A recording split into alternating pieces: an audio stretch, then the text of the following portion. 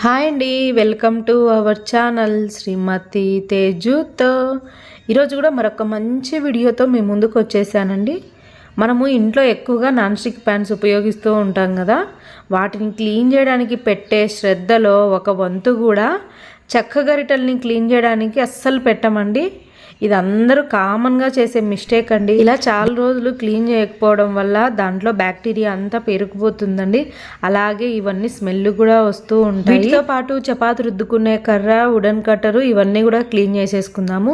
ఇవన్నీ ఎలా క్లీన్ చేసుకోవాలో ఈ వీడియోలో చూసేద్దాం. స్కిప్ చేయకుండా వీడియోను చివరి వరకు చూడండి. వీటి కోసం ముందుగా ఒక పెద్ద గిన్నె తీసుకొని అందులో ఫుల్గా వాటర్ నింపుకోవాలి. ఇవి కొద్దిగా వేడైన తర్వాత 2 నిమ్మకాయల్ని పిండుకోవాలి. మీరు తీసుకునే క్వాంటిటీని బట్టి నిమ్మకాయల్ని ఎక్కువ వేయడమా తక్కువ వేయడమో చూసుకోండి. ఇక్కడ నేను చాలా క్లీన్ చేసుకోవాలి కాబట్టి 2 నిమ్మకాయల్ని పిండుకుంటున్నాను. ఇవి వేస్ట్ చేయడం ఎందుకని వాడిపోయిన నిమ్మకాయలు ఉంటే కట్ చేసి వేసుకుంటున్నానండి, క్లీనింగ్ పర్పస్కే కాబట్టి. మీ దగ్గర ఫ్రెష్ ఉంటే అవైనా యూస్ చేసుకోవచ్చు. ఇప్పుడు ఇందులోనే 2 టేబుల్ స్పూన్ల సాల్ట్ యాడ్ చేసుకోవాలండి. ఇప్పుడు ఇందులోకి మనం క్లీన్ చేసుకోవాల్సిన వుడెన్ స్పూన్స్ కానీ, చపాతి రుద్దుకునే గర్ర కానీ అన్నీ మునిగేటట్లు నీట్గా వేసుకోవాలండి. ఇవన్నీ వేసుకొని మరొక 5 నిమిషాల పాటు నీళ్ళని బాగా మరగనివ్వాలండి. ఇప్పుడు ఇందులో 1.5 టీ స్పూను వంట సోడా వేసుకోవాలండి. చెప్పాను కదా, క్వాంటిటీ మీ ఇష్టం అండి, మీరు క్లీన్ చేసుకోవాల్సిన దాన్ని బట్టి మీరు వేసుకోండి.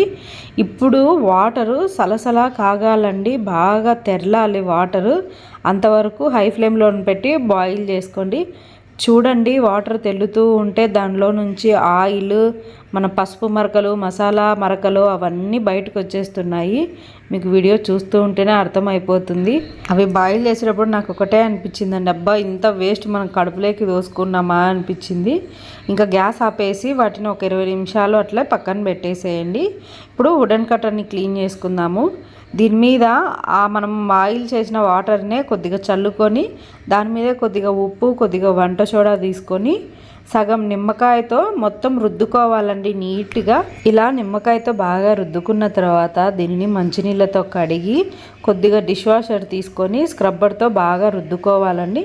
తర్వాత నార్మల్ వాటర్తో కడిగేసి బాగా ఆరనివ్వాలి. మీకు ఎండ అవైలబుల్ ఉంటే ఎండలో పెట్టుకున్నా కూడా ఇంకా చాలా మంచిదండి. ఇప్పుడు చూడండి, వీటిలలో నుంచి ఎంత ఆయిల్ బయటకు వచ్చిందో. కాబట్టి ఇంత వేస్టేజ్ మన పొట్టలేకపోకుండా కనీసం అంటే నెలకు ఒక్కసారైనా ఇలా క్లీన్ చేసుకోండి. మీ హెల్త్ పాడవకోకుండా బాగుంటుంది.